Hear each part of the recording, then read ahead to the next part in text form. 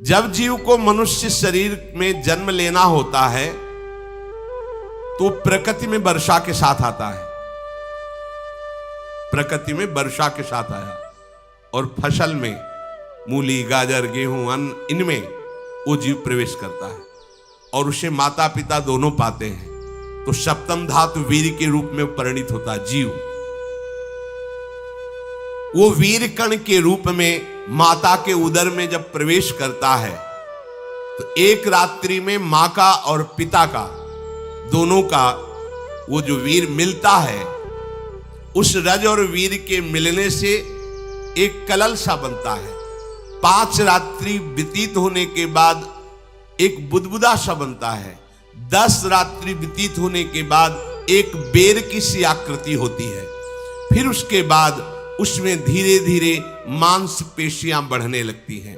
1 महीने में उसके सिर निकल आता है। 2 महीने में हाथ पांव अंगों का विभाग होता है। तीसरे महीने में नख, रोम, अस्थि, चर्म, स्त्री पुरुष के चिन्ह प्रकट हो जाते हैं। 4 महीने में मांसादि 7 धातुएं प्रकट हो जाती है। 5वें महीने में चेतना जागृत हो जाती है।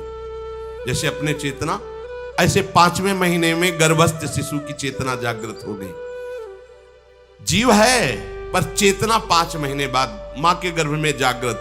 अब उसे भूख लगती है, प्यास लगती है, वहां की तापमयी जलन, पीड़ा, छोटे छोटे कीड़ों के द्वारा काटना।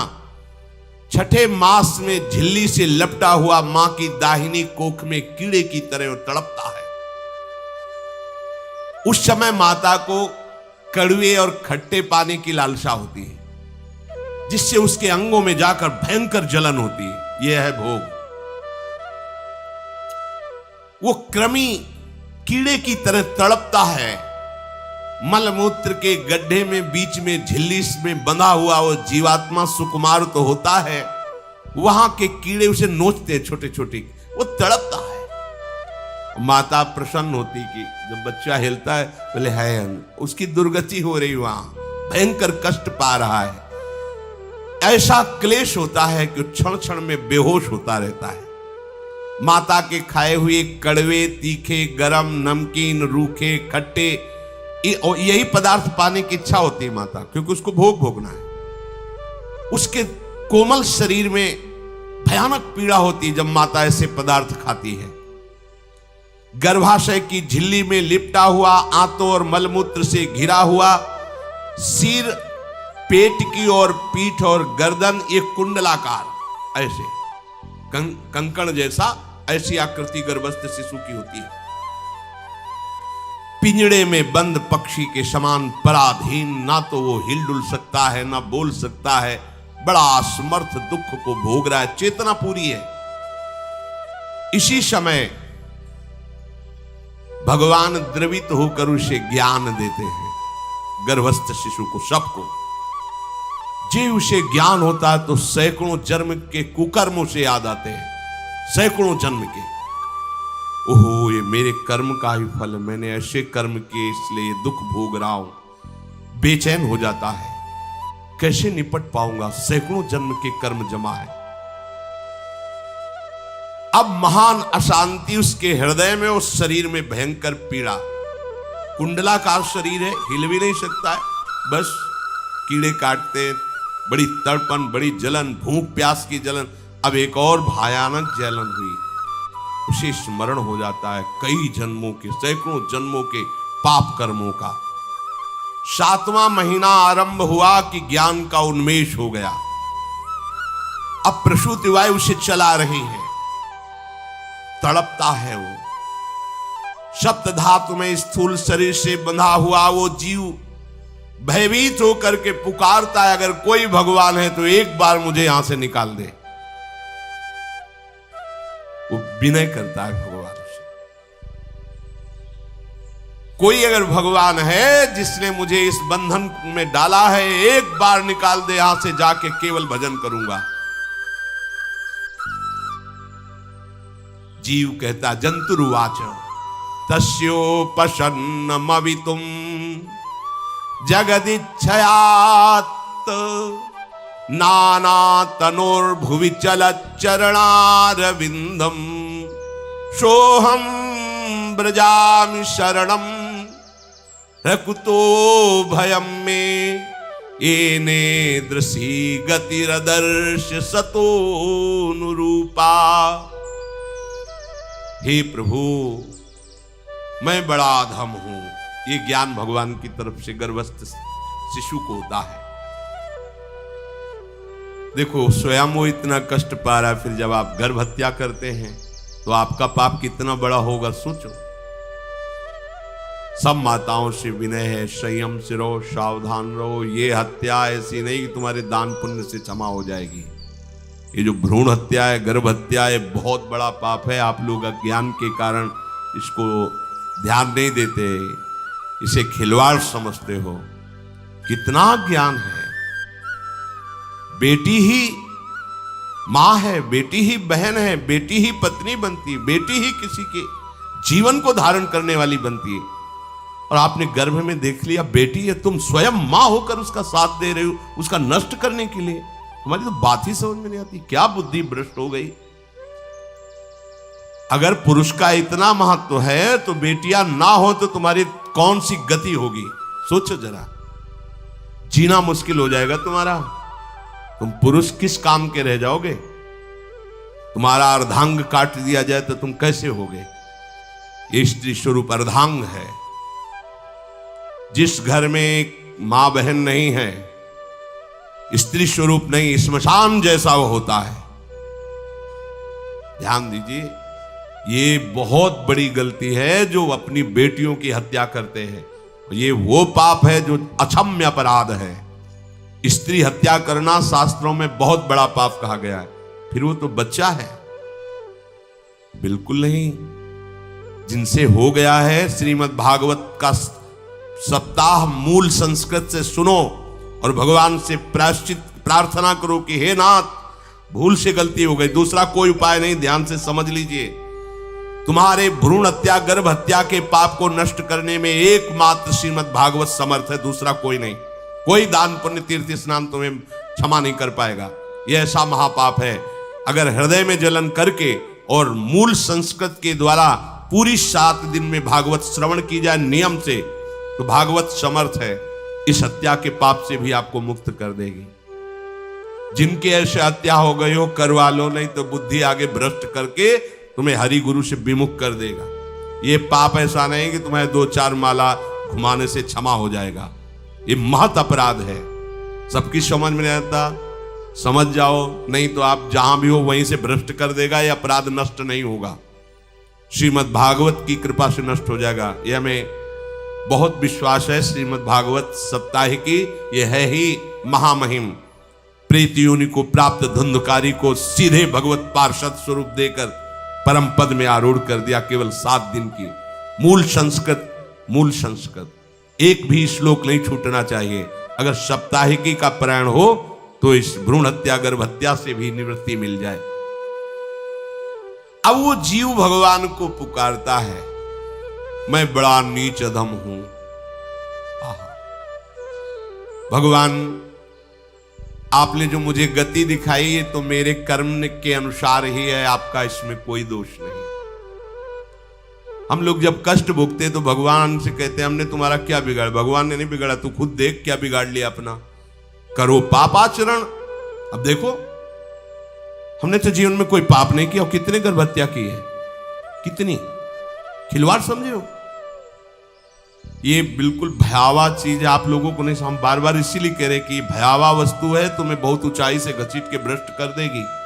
बहुत होश में हो, भूल के कभी ऐसा न करना जहां तक हमारी आवाज पहुंचे, जहां तक सुनाई दे। गर्भ हत्या मत करना, संयम से रहो। इस तरह का व्यवहार मत करो कि तुम्हारा मनुष्य जन्म ही व्यर्थ चला जाए। इसमें तीनों को बराबर दंड मिलेगा। गर्भ हत्या कराने वाला, गर्भ हत्या की प्रेरणा देने वाला और गर्भ हत्या में सहयोग देने वाला, जो औषधि डॉक्टर या जो भी, तीनों को दुर्गति होगी। माता, पिता, प्रेरक और कर्ता। ऐसा नहीं कि आप डॉक्टर हो तो आपको गर्भ हत्या करने का अधिकार नहीं। आप डॉक्टर हो दूसरे के शरीर को स्वस्थ करके निरोग करने के लिए, हत्या करने के लिए नहीं। कोई भी हमारा संविधान ऐसा आदेश नहीं करता कि आप गर्भ हत्या कर दो, ना भागवतिक और ना भारतीय संविधान। ऐसा संविधान आदेश नहीं करता। अब वो जीव कह रहा है कि प्रभु मेरे योग्य ही है आपने जो मुझे दंड दिया है।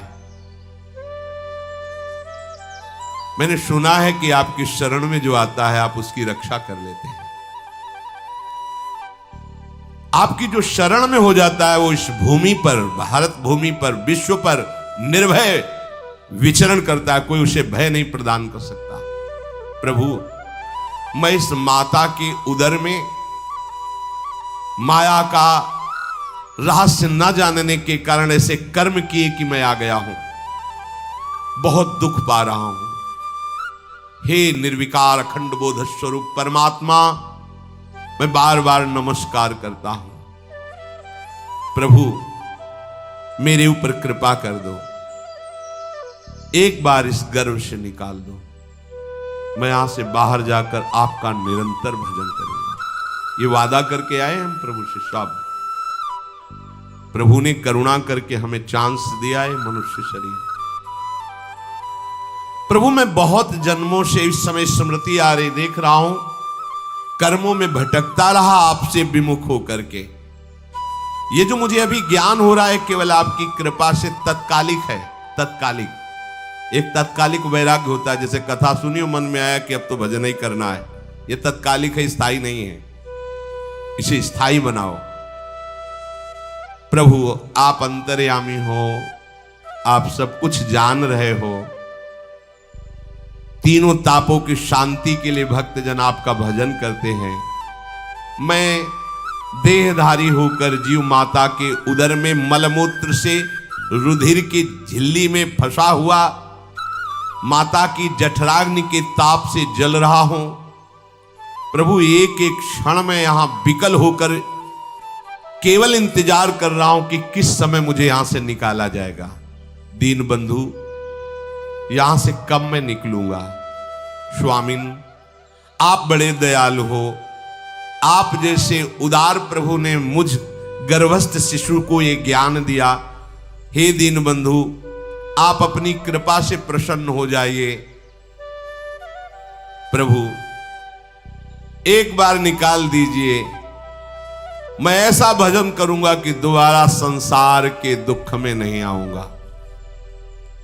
कपिल भगवान कहते हैं, हे माता, वो गर्भस्थ बालक शिशु भगवान से प्रार्थना करता है।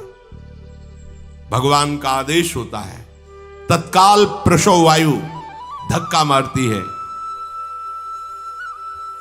जे ही प्रसव वायु धक्का मारती तो उसको ऐसा भयंकर कष्ट होता है, जैसा पीछे लिखा है कि जैसे जिंदा किसी की चमड़ी उतारी जाए, ऐसा मां के गर्भ से निकलते समय उसे कष्ट होता है।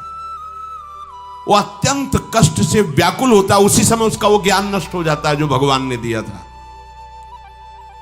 उस समय उसकी श्वास की गति रुक जाती, जैसे किसी का गला दबा दिया जाए तो कैसा लगेगा। ऐसे ही पूरी की पूरी भागवती की स्मृति नष्ट हो गई। होश आया तब देखा कि वो बाहर पड़ा हुआ है, माता के उस मलमूत्र में सना हुआ बिष्ठे की कीड़े की तरह। गर्भवास में जो दिव्य ज्ञान प्रकट हुआ था भगवान की कृपा से, वो सब नष्ट हो गया।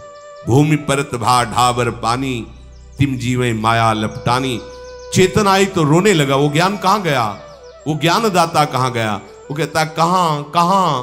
बोले थाली बजाओ, बच्चा हुआ है।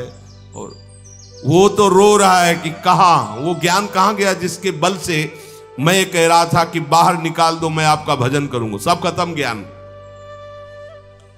जो लोग उसका अभिप्राय नहीं समझते वो उत्सव मनाते हैं। बालक हुआ है, वो रो रहा है, वो कहां गया ज्ञान, कहां कहां कहां। छोटा बालक यही लोग कहता कहां।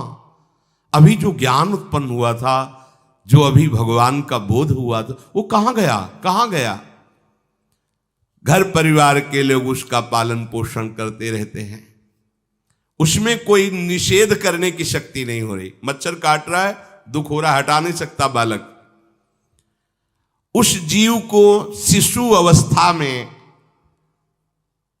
जब कपड़ों पे लिपेट कर ऐसे लिटाया जाता है तो इतना कोमल त्वचा होती कि कपड़े भी उसको, जैसे खुजलाहट है, पीड़ा है या जलन है, बिल्कुल कोमल त्वचा होती, कुछ नहीं कर सकता हो, पर रो सकता है। ना खुजलाने की, ना करवट बदलने की, ना उठने की कोई सामर्थ्य नहीं। बड़ा कष्ट पाता है बाल्यावस्था में, क्योंकि त्वचा बड़ी कोमल होती, दास मच्छर आदि जीव उसको काटते हैं। गर्भावस्था का कोई ज्ञान नहीं रहा, सिर्फ रोना ही रोना रह रहा। इस प्रकार उसकी बाल्यावस्था कटी, कौमार अवस्था आई, पौगंड अवस्था, इनमें वो खिलवाड़ में फंस गया। जैसे जैसे बड़ा होता जाता, चेतना, गुनगुना, ये कार, ये प्लास्टिक के ऐसे, उनमें मगन है। देखो ना छोटे बच्चों को, अज्ञानवश इसकी ये अवस्था कट गई। बड़े भाग्यशाली ऐसे भी बच्चे हैं जो तुतला के बोलते, उनकी मैया कहती राधा बोलो, राधा। देखो ये सौभाग्य, प्रणाम है उन माताओं को जो अपने बच्चों को भगवान नाम बुलाती हैं कि आप बोलो, श्री हरिवंश बोलो, राधे राधे बोलो। धीरे धीरे उसकी युवावस्था पहुंची। इस समय उसके अंदर एक भूत सवार होता है, जवानी का भूत है, ये सबके सवार होता है। अगर मंत्र चल रहा है तो भूत नहीं चढ़ेगा, नाम चल रहा है तो भूत नहीं चढ़ेगा, नहीं तो भूत चढ़ जाता है। ये कुछ भी करवा सकता है भूत, भूत ही तो है ना। वैसे ही पंचभूत लिपट गए, ये ऊपर से जवानी का और भूत सवार हुआ, तो जौवन ज्वर के ही नहीं बलकावा। जवानी में कोई भी ऐसा अपराध नहीं जो हो ना जाए। बड़ा भयानक इसमें स्वरूप होता है। इसमें केवल भोग, केवल भोग, एक ही दृष्टि रहती है, भोग भोगना। अज्ञानवश जब भोगों की प्राप्ति में बाधा पड़ती तो भयंकर वो क्रोध करता है, शोकाकुल होकर हिंसा कर बैठता है। जैसी घटनाएं सुनने को मिलती हैं, राक्षसी घटनाएं, ये भूत है जवानी का। जहां कामना में बाधा पहुंची, क्रोध में वो समझ नहीं पाता कि मेरे जैसा ही प्रिय शरीर उसका है जो मैं वर्ताव कर रहा हूं। सदेहेन मानेन वर्धमानेन मन्युना करोति विग्रहम कामी कामेष्वंताय चात्मनः। जैसे जैसे देह बढ़ता जाता है, पुष्ट होता जाता है, वैसे वैसे भोग वासना और अभिमान बढ़ता जाता है। वो काम परवश होकर अपना नाश करना शुरू कर देता है। यौवन, वो फिर खोटी बुद्धि वाला वैसे ही पाप करने लगता है जिन पापों के कारण उसकी दुर्गति हुई थी, नरक आदि की, और मां के गर्भ में आया था। देहाभिमान वश निरंतर मैं करूंगा, मैंने भोगा, मैं वो भोगूंगा। उसे ये ज्ञान नहीं रहता कि मैं वादा करके आया हूं कि भजन करूंगा और इस संसार से मुक्त हो जाऊंगा, भूल गया। इसी शरीर से उसको फिर भयंकर कष्ट भोगने पड़ेंगे। इसी का नाम संसार चक्र है। अगर कहीं उसे सत्संग मिल जाए, सन्मार्ग में चल दे, तो माया भेजती है दो प्रकार के लोग उनको भ्रष्ट करने के लिए। एक जिह्वा रसेंद्री को और एक उपस्थेंद्री जनेंद्री के भोगों का समागम भेजती है। फिर ही भोगो, ध्यान रखना, शास्त्र है, सत्य एक एक अक्षर है। जब किसी को सत्संग मिल जाता है तो सत्संग का प्रभाव होता है भगवत मार्ग में रुचि पैदा करना, प्रभु अच्छे लगना, प्रभु का नाम जप करना, सत्य मार्ग में चलना। जब तुम सतमार्ग में चलोगे तो दो प्रकार के लोग भेजे जाएंगे। बढ़िया हलवा, बढ़िया खीर, रबड़ी, लो प्रभु, पाओ, आरोगो, रसेंद्री और फिर जनेंद्री। फ्री, कोई परेशानी नहीं, भोगिए आप। फिर वो ऐसे विषयी पुरुषों का संग करके वैसे ही पहले की तरह फिर पाप करने लगता है। बहुत होश में, बहुत होश में। इनको ऐसे लोगों का संग कराया जाता है जिससे सत्य, शौच, पवित्रता, दया, संयम, लज्जा, क्षमा, यश, मन इंद्री का संयम, ये सब सद्गुण नष्ट हो जाएं, ऐसे लोगों का संग कराया जाता है। ऐसे लोग बहुत हैं, वो आपको पैसा खर्चा करके वो आपको भोग दिलाएंगे, भोगो भैया, आप इनके लिए नहीं भगवत मार्ग में आए हो, आप प्रभु की प्राप्ति के लिए आए हो। बच्चों सावधान हो। ये देखो शास्त्र कह रहा है रसेंद्री और जनेंद्री दो की सुविधा देने वाले लोग मिल जाएंगे। अत्यंत सोचनीय मूढ़ देहात्मदर्शी ऐसे असत पुरुषों का संग करके भ्रष्ट हो जाता है। अच्छा वो आग लगा दिए, वो चल दिए, फिर नहीं देंगे। कुछ लोग ऐसे होते हैं, ये 10 दिन अपने पैसे से आपको नशा करवाएंगे, फिर इसके बाद तुम्हें उनके पैरों में गिरना पड़ेगा, फिर मांगने से भी नहीं देंगे, पहले फिर ही देंगे। आदत बिगड़ गई। ऐसे लोग मिलेंगे, मुस्कुराएंगे, हंसेंगे, आपको गले लगाएंगे, आपको लगेगा जीवन का सार मिल गया, फिर इसके बाद जूते चलाएंगे, गली में नहीं देखने देंगे। अब तुम्हारी वृत्ति बिगड़ गई, तुम उधर ही ताको, होश में होश में। इस जीव को किसी और के संग से ऐसा बंधन, ऐसा मोह नहीं होता जैसा कामिनियों के संग से होता है। भगवान कपिल देव जी कह रहे हैं, न तथास्य भवेन्मोहो बंधश्चान्य प्रसंगतः योषित संज्ञाद यथा पुरुषो यथा तत्संग संगता। कामी पुरुषों का, कामिनियों का संग जैसा परमार्थ भ्रष्ट करता है वैसा और किसी से नहीं हो सकता। इसलिए तुम इतना अपने को मत साधक समझ लो कि हमारा कौन बिगाड़ सकता है। उदाहरण में दे रहे हैं, प्रजापति स्वाम दुहितरम दृष्ट्वा तद्रूप धर्षितः रोहित भूताम शोनवधा वदृक्ष रूपी हतत्रपहा। स्वयं प्रजापति भगवान ब्रह्मा जी ने अपनी पुत्री को जब देखा, प्रसंग आता है, सरस्वती जी, बहुत सुंदर सरस्वती जी है, तो अपने को संभाल न सके। उनके रूप लावण्य और यौवन के स्वरूप को देखकर भगवान ब्रह्मा जी आकर्षित हो गए। इसलिए दूसरों की तो बात ही क्या है, हम सब ब्रह्मा के ही बनाए हुए हैं, वो आकर्षित हो गए। इसलिए बलम में पश्चिमाया स्त्री मैया जैनो दिशाम या करोति पदाक्रांतान भूर्विजंभेण केवलम। हे माता, मेरी माया का बल देखो, जो अपने पैरों से विश्व को कुचल सकते हैं, ऐसे दिग्विजयों को अपने पैरों के नीचे कुचल दे, वो मेरी माया है। देखो बलम में पश्चिमाया स्त्री मैया जैनो दिशाम, जो 10 दिशाओं पर विजय प्राप्त कर सकते, उनको भी घुटने टिकवा दे, ये मेरी माया है। संगम न कुर्यात् प्रमदा सुजातु योगस्य पारम परमारुरुक्षु मत्सेवया प्रतिलब्धात्म लाभो वदंती या निरय द्वारमस्य। श्री भगवान कह रहे हैं, अहो मेरी इस माया का बल देखो।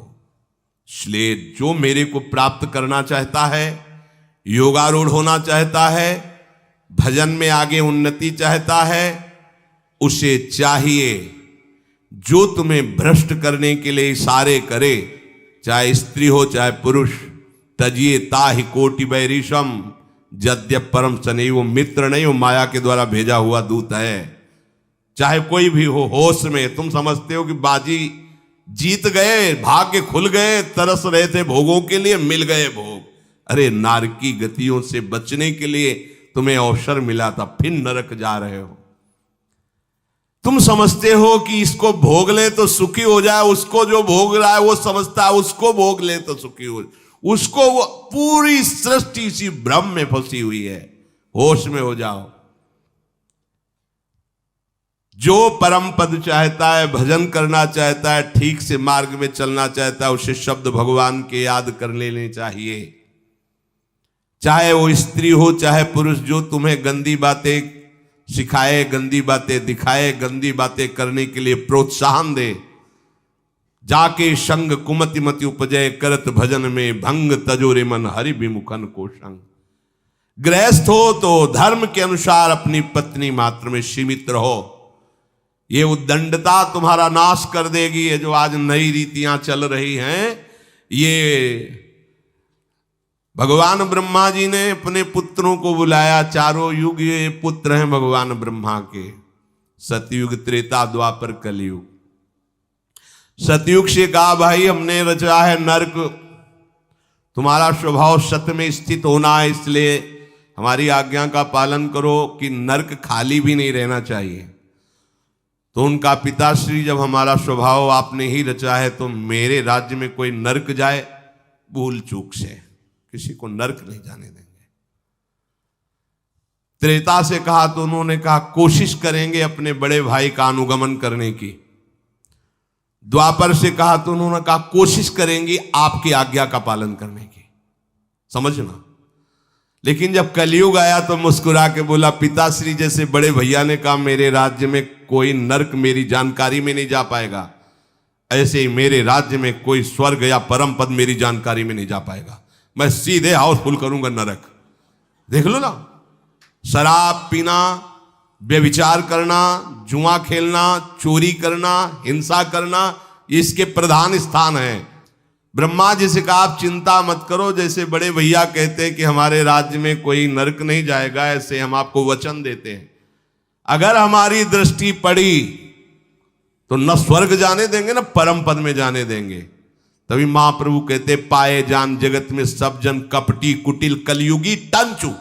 कलयुग ने सबको देख रखा है, सबको अधीन कर रखा है। अगर बच सकते हो तो एक हरिनाम है, राधा नाम है, जो कलयुग का प्रभाव नहीं पड़ने देगा। इसलिए होश में, चाहे वो पुरुष हो या स्त्री हो, रिश्तेदार हो, नातेदार हो, कोई हो, जिसके संग से भोग वासना बढ़े, भगवत विमुक्ता हो, दूरी बना लो, तत्काल दूरी बना लो। वो मित्र नहीं, वो भारी दुश्मन है, जो तुम्हें फिर वही दुर्गति में ले जाएगा जो गर्भ में वादा किया वो नहीं कर पाओगे। भगवान कह रहे मैं इसलिए मना कर रहा हूं कि ये खुला हुआ नरक का द्वार है। वदंती या निरय द्वारमस्य, निरय माने नरक का द्वार, अस्य माने ये भोग विलासिता खुला हुआ नरक का द्वार है। इसका भाव यह है कि इसमें सुख तो है नहीं, सुख भासता है। भासना और है में अंतर है। जैसे रेत में हम देखते हैं सूर्य की किरणें पड़ने पर निर्मल जल भासता है, और प्यास के कारण हम दौड़े तो वहां बालू ही मिलेगी, फिर आगे भासता है, फिर भागे तो फिर भागने से प्यास बढ़ती जाती है, पानी मिलता नहीं। ऐसे ही परस्पर आकर्षण में सुख भासता है, होता नहीं। जब हम उसको स्वीकार कर लेते हैं तो एक मन में उदासी आती कि यहां वो तो मिला नहीं जो चाह रहे थे, तो वो दूसरा दिखाता है, वो आगे, वो उधर गया तो फिर वो पूरा जीवन नष्ट हो जाता है। और मिला नहीं क्योंकि है नहीं, भासता है, सुख भासता है नहीं। प्रभु में सुख भासता नहीं, प्रभु में सुख है, भासता नहीं है। इसलिए जो भासता में लगे वो प्रभु में नहीं लग पाते, क्योंकि यहां भासता नहीं है, वहां भास रहा है, और है नहीं। यहां है, भास नहीं रहा है तो है का परिचय नहीं है, इसलिए वो यहां लग। और जो लग गया तो नाच नाच के मीरा जी कहती पायो जी पायो मैंने राम रतन धन पायो। पति है। प्रथम रात्रि में मीरा जी ने राणा साहब से कहा कि आप हमारी बात शायद समझ सकते हो, आप हमें स्पर्श मत करना। मैंने सुहाग गिरधर के नाम का भरा है, मैं तुम्हारी पत्नी नहीं हूं। लोक व्यवहार के कारण तुम पति रूप में आए हो, तो मैं चाहती हूं कि तुम मेरा सहयोग करो। मैं एक पतिव्रता हूं गिरधर की। मेरे तो गिरधर गोपाल बैठे थे एक ही सैया में, उतर के चरणों में बैठ गए। मीरा जी के चरण पकड़े के अहो भाग्य, मुझे ऐसे सौभाग्य मिला कि आपका पति होने का। एकांत में आप हमारी गुरु होंगी और समाज में आप पत्नी का स्वांग करेंगी, जिससे आपको विक्षेप नहीं पड़े। आजीवन निर्वाह किया, एकांत में गुरुवत मीरा जी के प्रति व्यवहार करते राणा साहब, और व्यवहार में मीरा जी पत्नी जैसा व्यवहार में बाहर, और अंतर में ऐसी सदगति हुई राणा की जो बड़े बड़े योगियों को दुर्लभ है। वो मीरा जी जीवन में कभी भी किसी भोग को स्वीकार नहीं किया। गिरधर के रंग राची, सब भोग चरणों में लुट रहे थे। सोचिए, राज परिवार में ब्याही गई, क्या था, किसी भी सुख की आकांक्षा नहीं। यह है रंग श्री हरि का।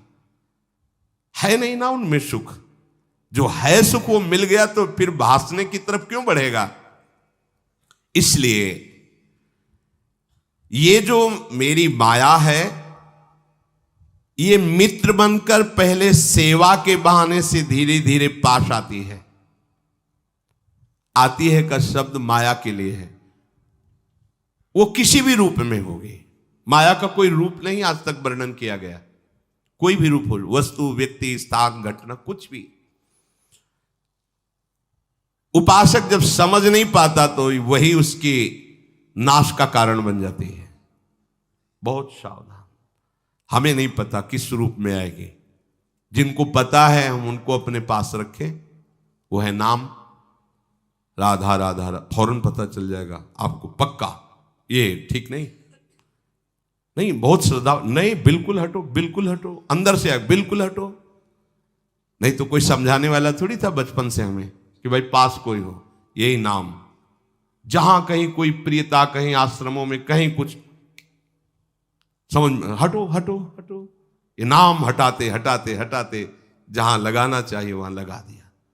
नाम अगर है अंगरक्षक तो तुम्हें माया से बचाता रहेगा, क्योंकि जिनकी माया है उन्हीं का नाम है। वो खूब अच्छे से जानता है, माया को पहचानता है। नाम आप नहीं पहचानोगे पक्का, क्योंकि वो बाहर से ही नहीं आती, वो अंदर से भी आती है। ये सब माया के ही पार्षद है, मन बुद्धि चित्त अहंकार सब माया में है। नाम चलेगा तो अंदर और बाहर दोनों जगह सुरक्षित रखेगा। पकड़ लीजिए, वो तिनके में ढके हुए कुएं के समान होती है। पता नहीं चलता कि कितना गहरा कुआं है, ऊपर से तिनके से ऐसा लगता भूमि, जेब पैर रखा गिर गए कूप में, अब निकल नहीं सकते। जब मेरी माया में आसक्त हो जाता है तो अंत समय फिर उसी माया का स्मरण आता है। वही सब मैं और मोर तोड़ते हैं। अब वो फिर उसी चिंता से फिर वही फंस गया, फिर वही दुर्गति प्रारंभ। तो हे माता, जो हरि से विमुख हैं उनका ये चक्र चलता रहता है। पुनरपि जननम पुनरपि मरणम पुनरपि जननी जठरे शयनम। इसलिए मुमुक्षु उपासक को चाहिए कि ना कोई भय स्वीकार करो, डरो मत माया से। देखो भगवान के वचन, ना किसी के सामने दीन हो। भक्ति की दैन्यता अलग है, विषयों की दीनता नहीं। ये साधु में कभी नहीं हमने देखा, किसी भी साधु में ये नहीं। साधु है ये नहीं होगा जब मर जाए पक्का, और साधुता नहीं है तो फिर इतना ही है, फिर और रही क्या गया है। फिर साधुता में ये तो नहीं होता पक्का। हम कहते हैं बहुत हजारों संतों से मिले, ये नहीं होता। अरे रिद्धियां सिद्धियां मारी घूमती पीछे, वो हाथ फैलाएंगे। हाँ, आचार्य आदेश के कारण रोटी मांगते हुए बड़े बड़े सिद्धों को देखा गया है। टुकड़े रोटी के मांगने आचार्यों का आदेश है। भिक्षा औषधम अन्नम, भिक्षा रूपी अन्न रूपी औषधि से उदर पोषण करे, ऐसा आचार्य। चाहे वो भगवान शंकराचार्य हो, चाहे आप प्रेम के उपासक हो। भूख लगेगो मांग खाऊंगो, गिनो न सांझ सवेरो, ब्रजवार छिन के जूठ टूक और घर घर छाछ महेरो, ऐसो कब करी हो। बस साधु 30 मिनट के लिए केवल भिक्षुक बनता है और 23.5 घंटा के लिए बादशाह रहता है। मिले तो ना मिले तो बस भिक्षा बादशाह। जाय न चाहे कबों कछ तुम सन सहज सने, बसो निरंतर तासुर सुर और निजगे। साक्षात भगवान हृदय में खेलते रहते हैं। दीनता नहीं होनी चाहिए।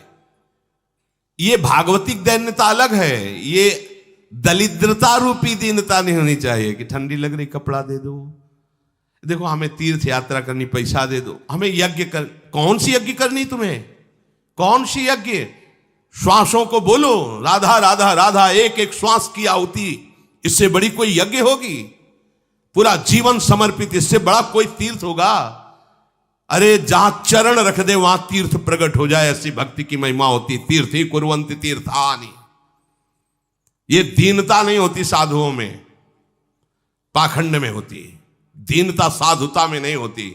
इस विषय की ये दे दो बाबूजी, अरे धिक्कार है, धिक्कार है। कहा वह मोर दासा करे तुच्छ नरन के आशा, तो कहो कहां रहा विश्वासा। जिसने बिना किसी सहयोग के 1 सेकंड में अनंत ब्रह्मांडों को रच दिया, वो हमारे स्वामी है। इसके बाद तुम ऐसे मांगते घूमो, कहां दासता रही? भय, जिसके भय से मृत्यु भी भयभीत होकर काम कर रही, जिसके भय से सूर्य चंद्र प्रकाशित हो रहे, जिसके भय से पृथ्वी जल में नहीं डूब रही, वो हमारा स्वामी है। फिर हमें भय किससे? मोह, चराचर जगत मेरे प्रभु का अंश, बस इस बात से प्रीति है। कोई शारीरिक संबंध से नहीं, माता पिता भाई बंधु नहीं। हमारा संबंध नाते नेह राम के मनियत सुरत सुदेव, जहां लो जितने भी संबंध है केवल आराध्य देव के संबंध से। बस निसंग भाव से वो फिर भगवत प्राप्त हो जाता है। ये सावधानी रखनी। निसंग भाव, कोई मित्र नहीं, कोई शत्रु नहीं। इस माया में संसार से मुक्त होने का यही उपाय है। भय नहीं, दीनता नहीं, मोह नहीं, किसी का संग नहीं, अपने श्यामा श्याम श्यामा श्याम श्यामा श्याम, उनके नाम के, उनके आश्रित। वो आगे से आगे ऐसा दुलार करते हैं, आपको सोचना ही नहीं पड़ेगा। जैसे माँ को पता है बाल भोग कब कराना है बच्चे को, कौन सी पोशाक धारण करानी है, कहाँ उसको खेलने ले जाना है, ऐसे ही हमारे प्रियालाल को पता है ये दास है, इसको कब क्या। सच्ची मानिए, आगे से आगे व्यवस्था उनकी। आश्चर्य में हो जाओगे आप जब अपना अहंकार उनको समर्पित कर दोगे। हम अहंकारी जीव अपने अहंकार के कारण धक्का खाते घूम रहे। नहीं, अखिल कोटि ब्रह्मांडों का सृजन करने वाला प्रभु है। 4 लाख योजन का एक पहाड़ केवल है, सोने का प्योर सोने का, मिलावट नहीं। 4 लाख योजन, 1 योजन 4 कोस, 1 कोस 3 किलोमीटर। कितना एक से एक रत्न इस पृथ्वी में है। ऐसे मालिक के गुलाम हो, ऐसे हाथ फैलाते घूमो। राधा राधा। इस शरीर को बहुत ध्यान से सुन लो। जो इस शरीर को निक्षेप माने धरोहर होता है, धरोहर की भांति। जैसे हम तुम्हें दे दें कि 500 रुपये रख लो, हमें जब काम लगेगा ले लेंगे, तो 500 रुपये रखे आपकी जेब में, लेकिन आप कभी उसे अपना नहीं मानेंगे। अगर कभी आवश्यकता पड़ी, किसी ने बताया कि 500 रुपये आपकी जेब में, नहीं, वो तो धरोहर है। जब वो मांग लेंगे तो उनको हम खर्चा, धरोहर का खर्चा स्वयं में नहीं किया जाता। ईमानदार आदमी धरोहर को जैसे रखा वही, ये नहीं कि हम 500 खर्चा कर लेते हैं फिर कमा के 500 दे देंगे, नहीं, वही सेम टू सेम वैसे ही वापस होगा। तो ये शरीर प्रभु की धरोहर है। सुधा निधि में भी एक श्लोक में आया है, ये प्रियाजू की धरोहर है। कबीरदास जी ने कहा है, चदरिया जैसी की तैसी धरि दीनी। जैसी दी थी प्रभु, हमने मलिन नहीं की, वैसे की वैसे वापस कर दी। तो क्या होगा उसका परिणाम? मोक्ष, भगवत प्राप्ति। इसे मलिन करने का अधिकार तुम्हें नहीं। ये चदरिया जो मिली है, मनुष्य शरीर, ये भगवत प्राप्ति। इसे गंदा मत करो। शरीर को धरोहर की भांति रखकर, ये गुरु की संपत्ति है, ये इष्ट देव की संपत्ति। तन वांग मनोभिरमलई सोहम तविवासिता। ये शरीर, ये मन, ये वाणी हमारे गुरुदेव को समर्पित, उनकी आज्ञा के अनुसार चलना है। तो क्या होगा? अनासक्ति बढ़ेगी, किसी से कोई राग नहीं। अनासक्त होकर वो भगवत प्राप्त हो जाएगा। एक ही उपाय समस्त दुखों से बचने का, मामुपेत्य। जो मेरे आश्रित हो गया, मेरा भजन करता है, पुनर्जन्म नहीं होता उसका। क्योंकि दुखालयम शाश्वतम, संसार में वही जवानी, वही बुढ़ापा, वही रोग, वही योनियों में भटकना। थोड़ा तो थक जाओ। तुम्हें नहीं चाहिए दिव्यता, तो कम से कम इतना समझ लो। फिर वही प्रारंभ वाली बात कहते हैं कि देश विदेश सुख के लिए भटकते हो, तो हम भी तो ऐसे देश की बात कर रहे हैं जहां सुख ही सुख है। जहां काल की भी चाल नहीं है, वो है निकुंज देश। निकुंज देश के राजा हैं श्यामा श्याम। चलो ना वहां, राधा राधा रूपी धन कमाओ, यहां किसी से व्यवहार न करो, प्रेम का व्यवहार भगवत समर्पित करो, राग द्वेष का व्यवहार मत करो, तो इसी जन्म में ये कर्म परंपरा खत्म हो जाएगी। पता नहीं कौन कौन सी योनियों में हमें जाना पड़े मां के गर्भ में। इसलिए भाई ये आखिरी जन्म होना चाहिए, ऐसा कर लो, ऐसा धन कमा लो जो तुम्हारे साथ चले, वो है राधा नाम। अब जीवन में धोखा ना होने पावे। सबसे प्रार्थना है बच जाओ, आगे और कलयुग भयानक रूप लेके आएगा, आपसे भजन नहीं होगा। अभी देख लो, न खान पान पवित्र है, न संग पवित्र है, न दृश्य पवित्र है, आगे तो और भी। ये ऐसा समय पैदा करेगा कलयुग कि कोई राम कृष्ण हरि नाम सुनाई नहीं देगा। भा भ्रष्टाचारा सब संसारा धर्म सुने नहीं, कहीं स्वाहा स्वधा तो खत्म होता जा रहा है। देख लो, पहले यज्ञों की भरमार होती थी, कहां यज्ञ हो रहे हैं। ऐसे ही अभी सत्संग सुनने को मिल रहा है। कितने जगह सत्संग होता है, भगवत प्राप्ति का कितनी जगह सत्संग होता है, खोज लो आप पूरे भारत में। कितनी जगह शुद्ध शास्त्र सम्मत भगवत मार्ग की बात मिलेगी। कितने नाम जापक रह गए हैं वास्तविक। आगे चल करके आपको सपोर्ट ही नहीं मिलेगा भक्ति का। जैसे अभी डरने लगे कि अगर तिलक लगा के जाएंगे तो ऑफिस वाले क्या कहेंगे, स्कूल में तो कंठी और तिलक ही नहीं धारण करने दिया जाता। बच्चे कहते हैं, घर में कहते हैं तुम सुहागवती हो, कंठी तो विधवा धारण करती हैं। कैसा दुर्बुद्धि घर वाले। और ठाकुर सेवा ये तो विधवाओं का काम हुआ। सच्ची सौभाग्यवती वही है जिसने ठाकुर सेवा स्वीकार कर ली। सच्चा मंगल सूत्र कंठी ही है जिसने हरि का पहन लिया। कैसी मंद बुद्धि है लोगों की। ऐसी मतलब सौभाग्यवती भी कंठी पहन सकती हैं, तो हमें लगता है इससे बड़ा दुर्भाग्य क्या होगा, हम इसे सौभाग्य मानेंगे।